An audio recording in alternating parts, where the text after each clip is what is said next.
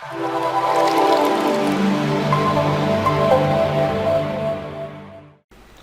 நம்ம பார்க்க போகிற அடுத்த டாபிக் என்னன்னு பார்த்தீங்கன்னா, லே அவுட்டில் வந்து பாருங்கள், பிரேக்ஸில் வந்து கண்டினியூஸ் பிரேக்கை பற்றி நம்ம பார்க்க போகிறோம். ஓகேங்களா?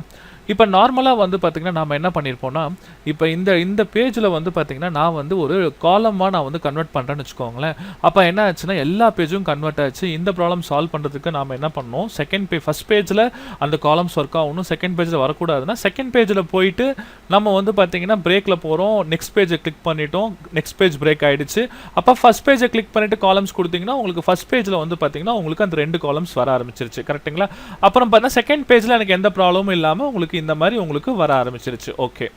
ஆனால் இப்போ நம்மக்கிட்ட என்ன சொல்கிறாங்கன்னா, எனக்கு இந்த தேர்ட் பேஜில் வந்து பாருங்கள், நான் காட்டுறேன் பாருங்கள். இந்த தேர்ட் பேஜில் வந்து எனக்கு ஃபஸ்ட்டு 2 பேராகிராஃப் எனக்கு எந்த ப்ராப்ளம் இப்போ நார்மலாகவே இருக்கணும். ஆனால் மற்ற பேராகிராஃப்ஸ் எல்லாமே எனக்கு 2 காலம்ஸை கன்வெர்ட் ஆகணும் அப்படின்னு சொல்கிறாங்க. ஓகேங்களா? அப்போ ஒரு பேஜ்க்குள்ளே 2 விதமான ஃபார்மேட்டிங் நீங்கள் பண்ணுறதா இருந்தால் இந்த இடத்துல கண்டினியூஸ் பிரேக் நீங்கள் யூஸ் பண்ணணும். ஓகேங்களா? ஸோ நான் இதுக்காக என்ன பண்ணுறேன்னா, இந்த பேஜில் எனக்கு இந்த பேராகிராஃப் கீழே இருக்கிறது எனக்கு சேஞ்ச் பண்ணணும். ஸோ இந்த கடைசி இந்த எட்ஜில் போய் நான் என்ன பண்ணுறேன்னா பிரேக்கில் போகிறேன், கண்டினியூஸை கிளிக் பண்ணுறேன், கண்டினியூஸ் பிரேக் ஆகிடுச்சு. இப்போ இந்த இடத்த மட்டும் கிளிக் பண்ணிவிட்டு நீங்கள் என்ன பண்ணலான்னா காலம்ஸ் 2 காலம்ஸ் நீங்கள் கொடுத்தீங்கன்னு வச்சுக்கோங்களேன். இப்போ இந்த பேஜில் பாருங்கள், எனக்கு மேலேயும் எனக்கு வந்து நார்மலாக இருக்குது, கீழே பாருங்கள் எனக்கு 2 காலம்ஸாக மாறிடுச்சு.